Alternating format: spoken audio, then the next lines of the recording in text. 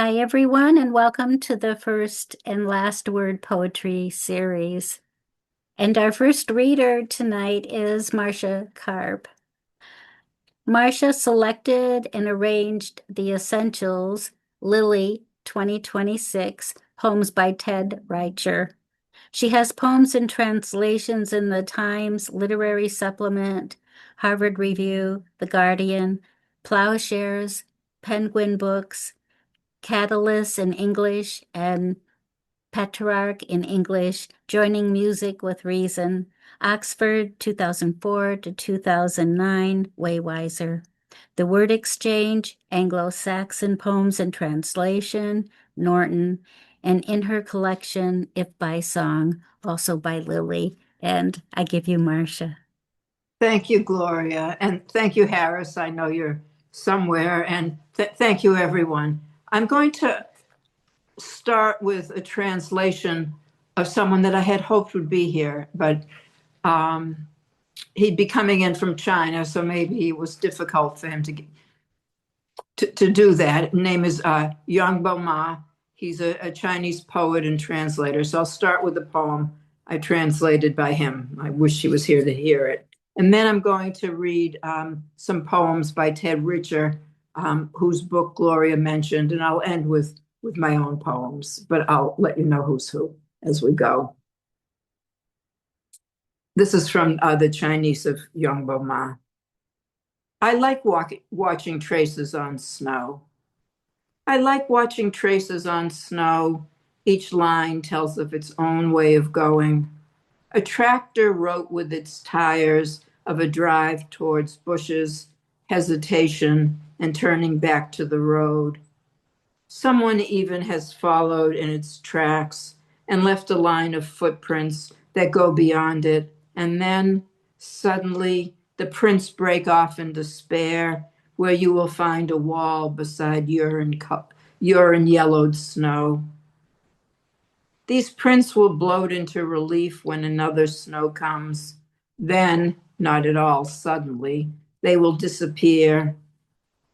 Here is something of what I see on snow. Wanting to save some effort, a shortcut has been traced in footprints, then someone else has walked the same walk, and that snow was walked hard and black into a path. Then one more someone in fun when taking a turn around. None of them walk straight in snow. Why? Can you say? I am longing for footprints by some young animals, dog or bird, but those are rare. All I know of these interlaced paths on snow is that they grow as they go and finally converge into a highway. In their own ways of going, go away and become as confused in their merging as snowflakes become in their falling. So Ted Reicher was my teacher and sort of literary guide in some way. And he'd asked would I put together a collection of his, he calls them figurations, but it's sort of beyond me to explain that to myself, never mind other people, but to put together a collection of his poems. I know he would think of it not as something that was selected, but all 800 of them. But Lily was kind enough to publish a hefty book already. There was no need for 800. He died during the making of this, but he did see most of the selection and arrangement that I had done, and he was quite pleased. In order to give you sort of a sense of these special ways that he wrote, I'd like to read you first from something before he started writing in this way, before he started writing figurations. So from 1959 to 1974, he wrote really beautiful, beautiful short stories. And then he came to believe that he was very interested in what other writers had to say about writing, but he thought of he did his own thinking all the time, or just about all the time, and he came up with a sort of a driving force to get rid of anything that wasn't essential, that wasn't necessary. And one of the things that pleased me was when I asked him, did he hadn't seen yet what I had selected. I asked him if he had a sense of a title, and he said, The Essentials. And I was so pleased because that was going to be the first one in the book. And I mean, it is the first one in the book. But he had this idea of really getting rid of all exposition and so on and so forth. But let me give you an idea of what he wrote before he started writing the figurations. This is from a story called A House is for Learning. It's just the opening passage. Our house, a single stucco structure of cracking stone, faced the world by facing an empty lot. Sitting back in the corner of the block, the house became proud and aloof, disdaining the other houses of the neighborhood by refusing to reveal a tree, a bush, a flower. In the summer of my childhood, when the empty lot and all the world turned green, our house remained a picture of winter, bare and bleak.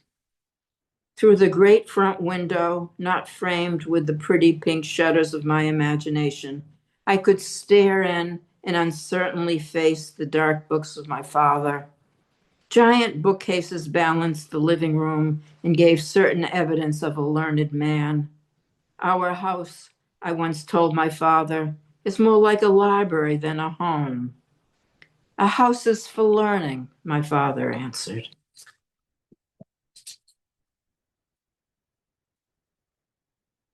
A speck of earth. 1.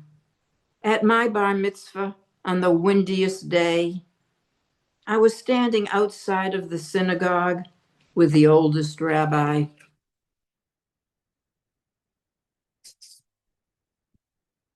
When suddenly he bent down and picked up a speck of earth, looked at it, and put it back exactly where he had found it. 2.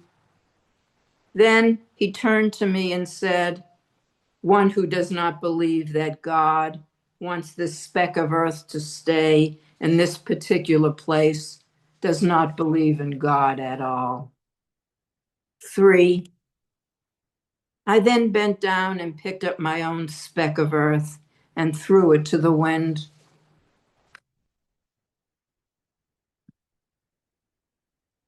Northern Lights. There is you, there was me, the Northern Lights and Araby, off Prescott Isle Point, the lake, the woods, the house itself. We went in. There is you, there was me, the Northern Lights and Araby, off Presque Isle Point, the lake, the woods, the house itself. We went in to stay. There is you, there was me, the Northern Lights and Araby, off Presque Isle Point, the lake, the woods, the house itself. We went in to stay. Yet, like the Northern Lights, we went away.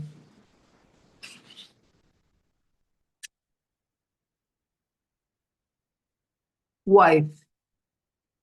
When she married, she wanted a rich man, not a poor man, not a writer man, not a thief. No. When we married, she wanted a doctor, she wanted a lawyer, a merchant, a chief. And when she divorced, she still wanted a rich man, not a poor man, not a writer man, not a thief. No. When she divorced, she wanted a doctor, she wanted a lawyer, a merchant, a chief, and not grief. Thank God.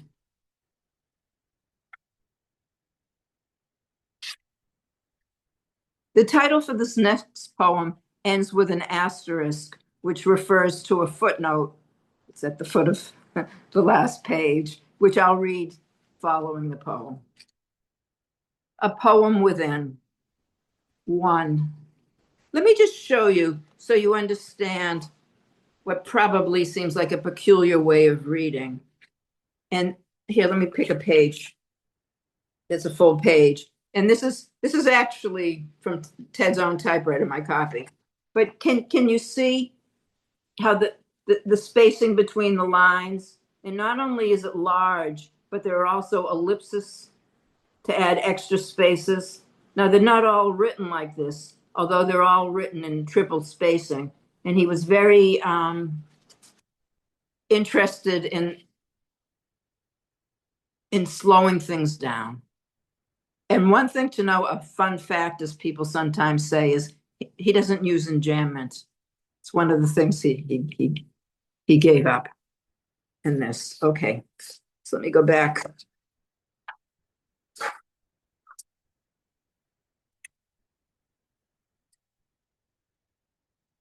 I lost the first page to that.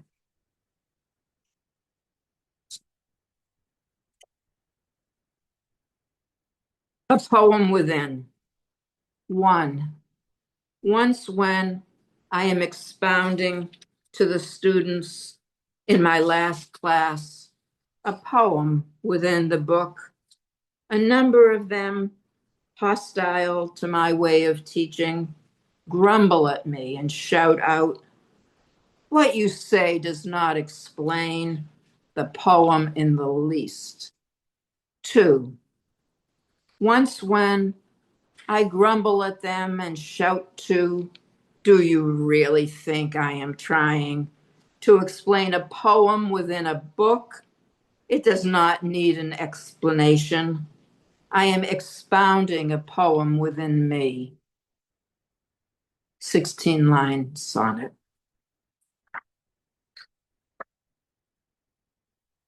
All lifelong. At first, I felt it. I can't go on. I felt it in the morning. I felt it in the evening. I felt it all lifelong. I can't go on.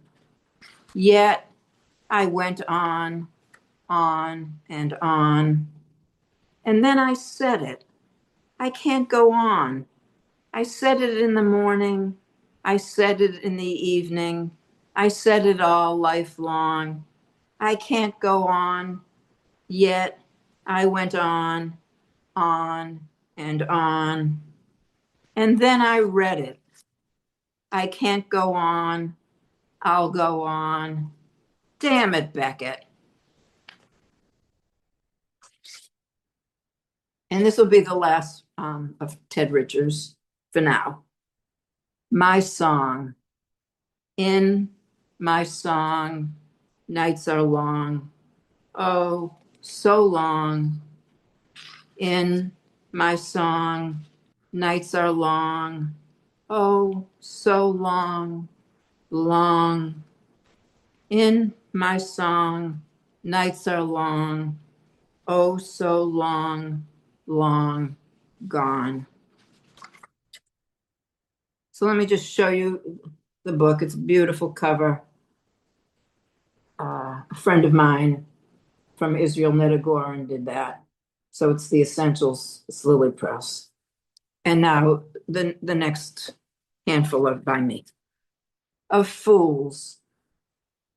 I saw it that way from the couch, the many-masted ship of ivy in the bottle of the world, with sprays of laurel rising behind. As we argued the message of luck come to me, for fortune had tossed, this time, her waves my way.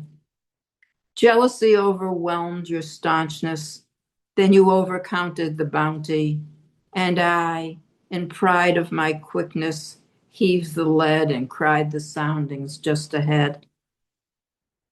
This extravagant season will unbound the wandering ivy. A jack of all is on his way to cut the shrubs back and deft, while we, knowing mainly one thing between us, have already submerged luck's call to me and won't speak of it, though we storm about the known and unknowing world ere acrimony end. Edie. She kept her hands soft, palsied, filled. She shivered. You will feel better sometime. I did, once, before now. I could leave. She would stay with her hands. Edie played cards and smoked and stroked her freckles into place. I would not learn to play. Death, then death, death, and death came for mine. They dressed me up for burials. Bye, I thought. Bye bye, bye. They never left me alone. I could not agree with Edie. I would not feel better. Back ward, back room, bye bye. Someone was a statue. Someone bit her wrist. I waited to go crazy. Someone burned her feet. Time was light and time was dark. I waited. Here came Edie, her hands at the ends of her arms. She hit me. Edie hit me. She did it. Edie's hands, no more cards or cigarettes. Her hands beat deep into my waiting. Someone felt better. Someone went home.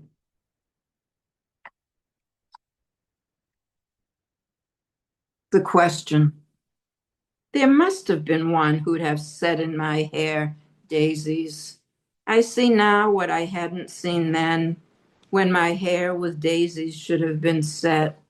A beauty to me in completeness enough to bring to another enough for a couple to build on. I have to think I would have shied, ducked my head, left him afraid to trust this creature he would crown. Still young, so still tender, he would have stood, would have gathered I was lost, then himself and his daisies up, and left me still now wondering if, though there must have been, was there one who'd ever come round? And this will be the final poem. Not the world, but some part of it. When I scoured for love, some part of the world, for arms to launch myself into, I kept my raid to myself or blabbed without cease, mongrel me, who could feel, here is one whom after I'll run, and never did know which me might be me the next moment. You, love of my life, have we met, and where, and when? Was that you with the blue eyes and blonde who'd left women aside? Or you who, fat old baldy, still cried after a talk with a mother still cruel, then turned your venom on me? You with whom I tended the mad, or you, more orphan, more surely yourself than me? I never have soured on love, the new lost grown out of. There is world yet and time yet enough. Thank you.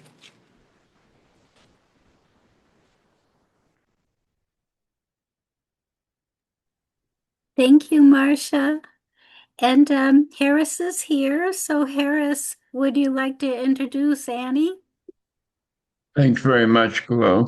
And sorry that I ran behind schedule. Anyway, our next featured reader is Annie Elizabeth Pluto. She grew up in Brookline before it was cool. She is professor of literature and theater at Lesley University. She was one of the founders and editors of Nixes Mate Review and Nixes Mate books. Her publications include two full-length collections, The Deepest Part of Dark by Unlikely Stories Press, NOLA 2020, and How Many Miles to Babylon, Lily Books, 2023. And You Offered Me Your Horses, forthcoming by Lily Books in October 2026. And a novel, Hurricane Light, forthcoming in 2027 from Červená Barva Press. And I give you Annie Elizabeth Pluto. Oh, thank you all. Can you all hear me? Because I have earbuds in. Okay. I'm down on Cape Cod and the Wi-Fi is iffy, so let's hope I make it here. So we went out and saw the Odyssey yesterday, and I loved it. So let's start with this poem called Persephone and Pluto. Even though they're not in the Odyssey, they're close. I've been distracted by red, roses, dahlias, begonias, and those cherry tomatoes that came on their own volition, by hearts and bees settling my hand into the mint, pulling out without a sting. Some unruly god of the underworld appears, holding the halter of his still unbroken horse. I smash the tomatoes in my trembling hand, count the seeds, and will divide the year between us. So my new book that's coming out by Lily is You Offered Me Your Horses. So these next poems will be from that collection. And the next two they use a little Shakespeare. So if you know me, you know that I spent a lot of my working life directing Shakespeare and living with Shakespeare and infusing my students with Shakespeare. So this one's called Juliet. Come, civil knight, thou sober suited matron, all in black, learn me how to win a losing match. I do not want the star-crossed capacity of time to bring in its revenges, its reimaginings, its unsubstantiated polite misgivings, a pageant of the reckless in a folded subway map. Yes, he was the one, my heart center entrance of my path. A lost token, his letters in a folder. It still hurts to read them. It hurts even more to remember the story. My own first love story brings me back to winter, to longing for the cold, the snow, the stars, a longing that transcends the body, even the heart, beating and lit from within, sacred as a St. Rose of Lima mass card, fluid as unmanned blood, baited in my cheeks. Oh, I bought the mansion of a love, but never possessed it. Come again, winter, night, whiter than new snow on a raven's back. Come, gentle night, come, loving winter night, you'll never bring him back to me. And when he tried to die, I did cut him out into little stars, so all the world could be in love with night and pay no attention to the garish sun. And this one's called Hilding. This again is homage to Romeo and Juliet. Hang, beg, starve, die in the streets. Good Father, I beseech you on my knees, hear me with patience, but to speak a word. Let's go backwards, half a century now, give or take a year. The words still run through me in two languages, how you slapped me across my face, how you punished me for love, how you never knew the boy sat on the stairs when you didn't let him talk to me, and he heard every word, every word. Hang thee, young baggage, disobedient wretch, or never after look me in the face. Speak not, reply not, do not answer me. My fingers itch. Wife, we scarce thought us blessed that God has lent us but this only child. But now I see this one is one too much, and that we have a curse in having her. Out on her, Hilding. God's breath, it makes me mad.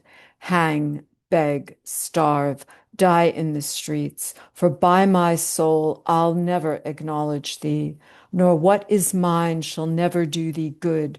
Trust to it, bethink you, I'll not be forsworn. I'll not be forsworn neither. Too much anger that hangs in the air like smoke or perfume. You can only gag or hold your breath until it passes, like thunder, like lightning, a storm, no, a tempest, a flood of biblical portents. Let it wash me, baptize me clean of the elements, of all curses you threw at me. I've paid in blood, in words, in time. Okay.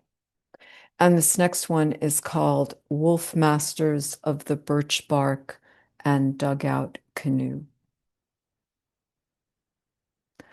You drowned in Lake Warramog.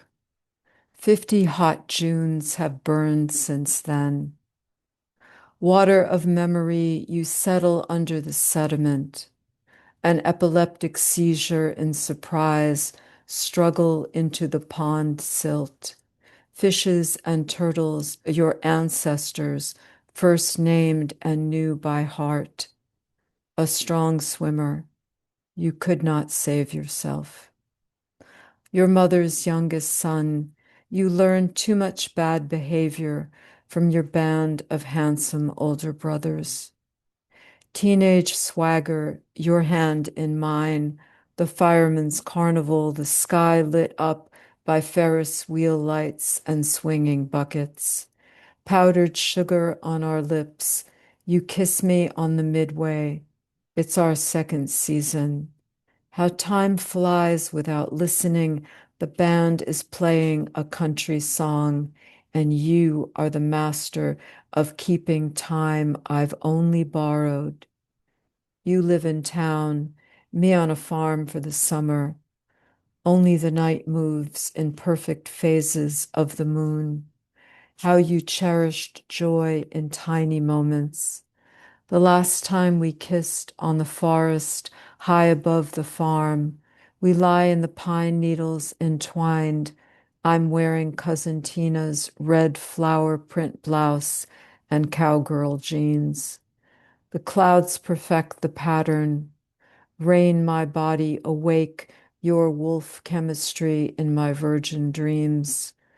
Watching you rise from the water and board the birch bark canoe, paddle in the silent distance to the Naugatuck, where I walked 50 years backwards to catch your heart. Right. This next one is called Paradise. 1. My young grandmother on her knees, begging her husband not to take them back. That leaving America was like God sending Adam and Eve out of paradise. When she returned, the old country within a new border, language is forever the only homeland. A careful midwife, she made sure the baby was not born. Then 3 live births. My father eating snow, eating sand, shredding bullets.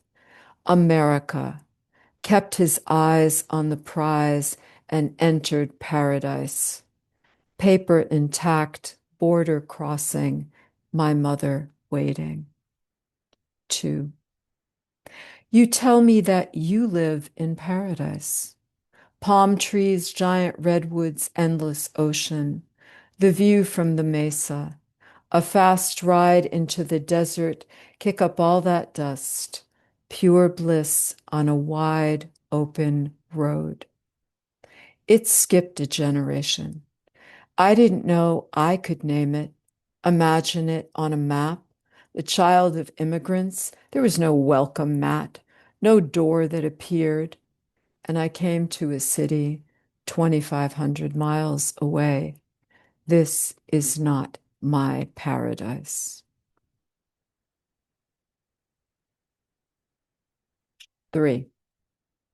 When you're a first-gen American, you don't get paradise, you get work. I'm a woman, I got a career, I got a lecture. Don't rely on a man to take care of you. In Eden, 4 rivers meet. The trees grow huge, the animals keep us company, and I am not afraid of snakes. I've been eating the fruit of the tree of knowledge for years. Large pomegranates cracked open ripe in the hands of Mary. Everything a seeded offering, an opportunity. I want to taste from the tree of life. We were expelled long before our births, but the rivers run the sea to the desert, to the Yucca brevifolia, native to the Southwest, native to your paradise.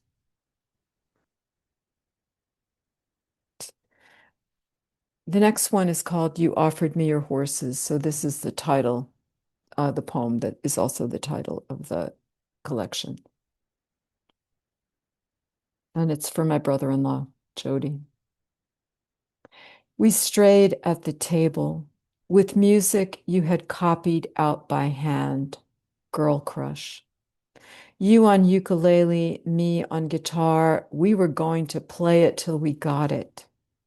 The other pickers had wandered off to the desserts, the TV, the family conversations. Your mother, the teenagers ignoring us, bored with family Christmas and aching to go home. Everything smells like wood, like pine cones. You taught me how to use them to build a fire. I'm too warm in my long red sweater, not used to the noise, the commotion.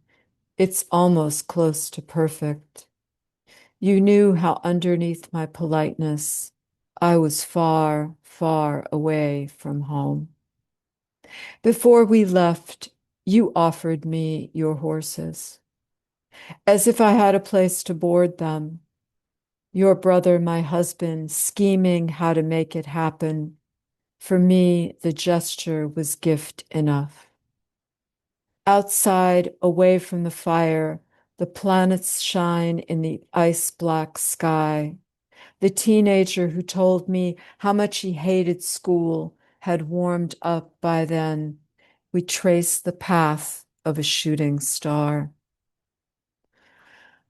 Oh God, I wish I had hugged him tighter. His future plotted out with gangs and gunfights and prison. Jesus, save him. Only to die in bed beside his young, expectant wife.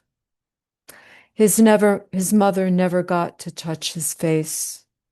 His beautiful wild boy, presented only with a small box of bone ash, and then his baby. But let's go back to that Christmas among the stars. He leans his head on my shoulder, points to the dark, shiny heaven. The horses forever stamping in the barn where you have gone to feed them, bed them down. I still hear them calling out, prepare yourself. They're all gone now. My husband, your mother, your sister-in-law, and the boy who hated school. Those horses, too. We'll never be that family holiday card again. And I think I'll end with the last poem in the book. That's called Riding Away. Rich exit out of the meter, A horse, a saddle, a bridle, one kick, and the poem ends in a long ride of my childhood. This doesn't work now. I like words and meanings. I like puzzles, dreams. The world burns and I hold on to joy the same way I rode the horse with fear out of the picture. This time I spin the tale backwards. I'll have to stay and pick up the broken threads, reset the loom and cut my losses, tie myself to nothing. No horse, no bridle, no saddle. Close my eyes, conjure the silence, and walk, no matter how long it takes. I always find my way back. Thank you.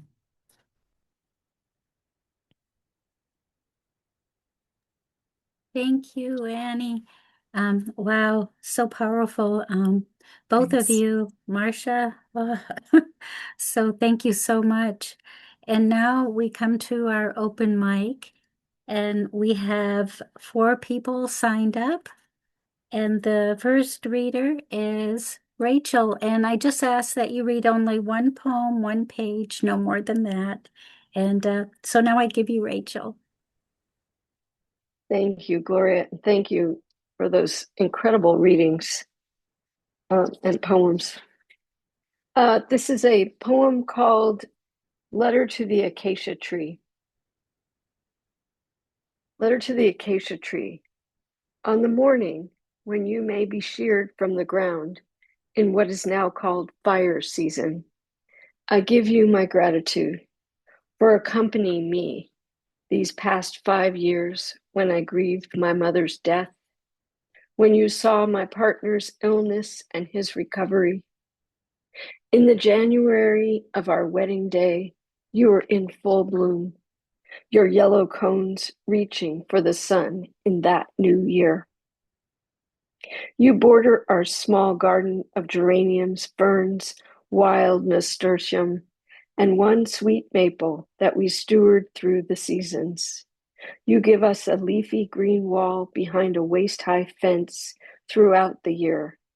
Your crown holds the yellow, gray, and orange-breasted finches who build their nests with the nettles and grass from the back field. I hear them when I sit in the garden. I watch them at twilight when they flit from your branches down to the fountain. The sacred barge of Osiris at the Temple of Thebes was made from your ancient wood. You have protected us as we sleep, as we work, as we live, as we dream in this indoor-outdoor setting with our glass doors facing a river gulch at the base of the Santa Lucia Range, named for the patron saint of sight. I will remember you, dear tree, and your green, always, your greening, the green ray. Thank you.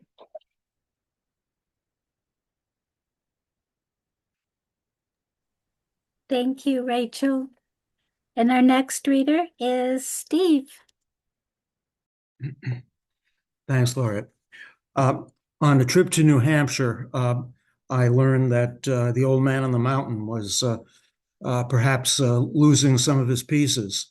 I felt a strong analogy to me and wrote this poem, How the Old Man Died.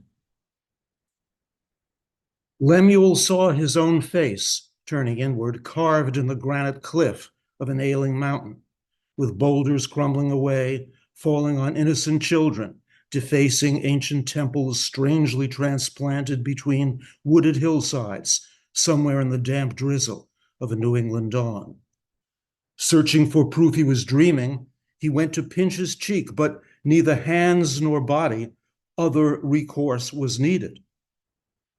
Crying through his eye slits of granite, he sent trickling streams down the mountain face, lifting dead bodies afloat, drifting downward to unknown seas. All allegories failed to explain his joy amidst such chaos and destruction.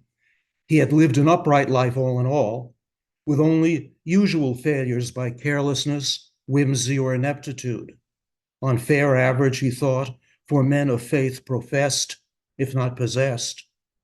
Surely his failures were so slight that he deserved to remain on his mountain proud and unhampered, admired by all below, on whom his beneficence glowed. In effort to inquire of the gods wherein his failures lay, his lips dropped from his face, crashed in a field of dying flowers, raising questions of dust so vague as to defy response. All else unavailing, Lemuel raised incantations of belief until the moment his entire visage fragmented, landing as tombstones on the world below. He would have thought it was a blessed end, but his mind could not comprehend, lying below as veined stone and powder, memories made of mere dust in choking air.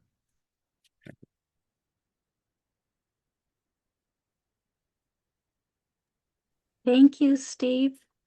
And our next reader, Michael. Thank you, Gloria. Great reading tonight. So good to hear Marcia and Annie. And well, the Bayeux Tapestry is in the news again. It's just gone to the British Museum in London. I think this is the first time France has lent it out since World War II. And I happen to have a poem called Bayeux. It's in my new book, I Saw My Life by Lily. So I thought I would mark the occasion tonight by reading. The poem is called Backwind Bayeux. Weft of wind, right to a realm brought boats with men and horses to a wary welcome to widen English vocabulary. With curious culture, home to hearing, the still air for the woods warblers, its hushes. So pricketh him nature near courages. Rested in origins, our word hoard was woven first in this interference, in artistry memorably embroidered, deeply our being signposts from forgotten feats and symbols, captioned in vestigial Latin, showing a time, its people, standing in awe, isti mirant stella, of something in the stars. You, my guide, good at deciphering signs, auspicious birds and heraldic beasts, to explain the unseen, playfully needled also to please.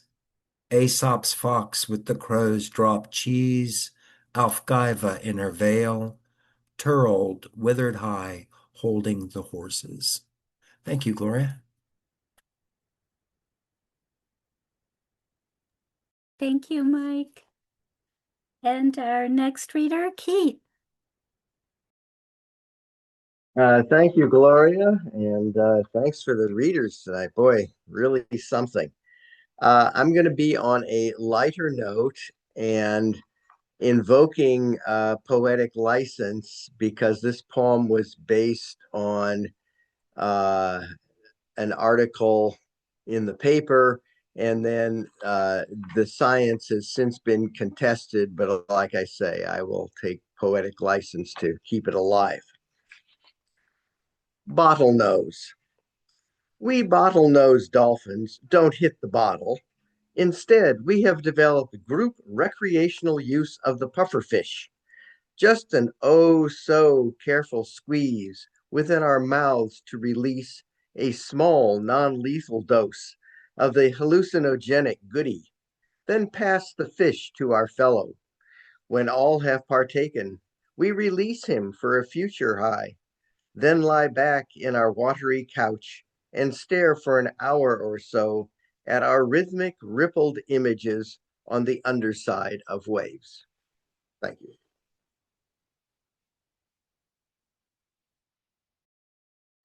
Thank you, Keith. And Harris will close us out. So I give you Harris. Thank you, Gloria.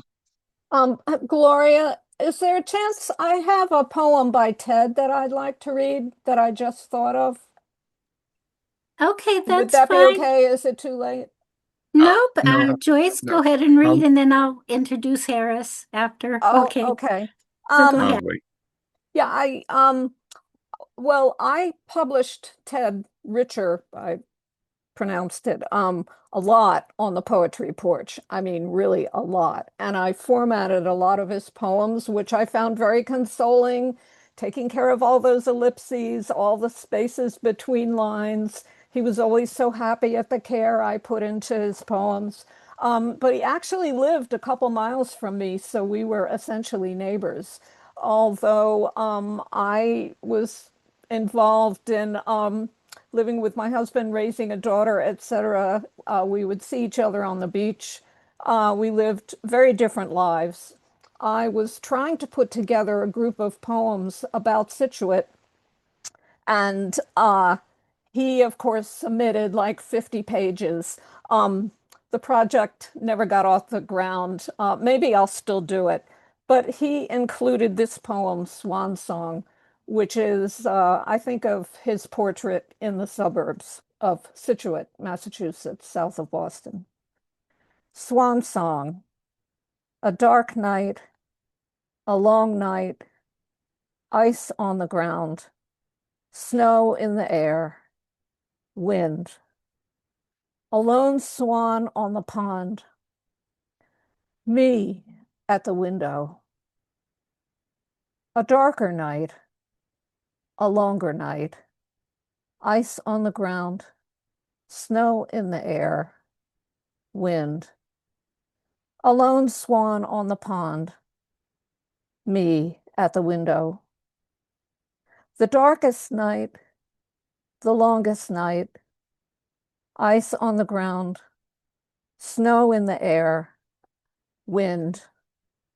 A lone swan on the pond, me at the window, you gone.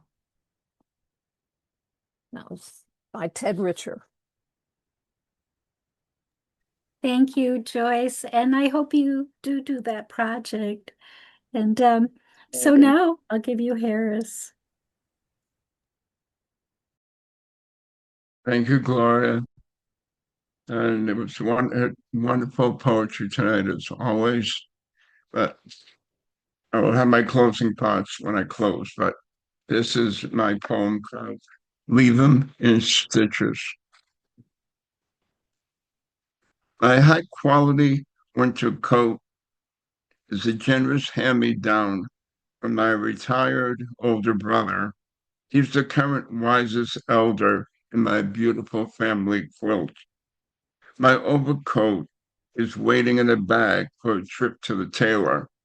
I've worn it well, so it has become a little well worn, similar to my body, which has borne me well. My coat is in need of a few stitches. My innards have known a series of sewing circles partnered with several surgeries. 2 hip replacements, startling new vision through operations, a sparkling new heart valve, sayonara to my appendix, cottage for a baby toe. The beat goes on, hopefully, as I march toward my next incarnation, a bionic person, able to leap tall buildings less than 3 feet high. That's it.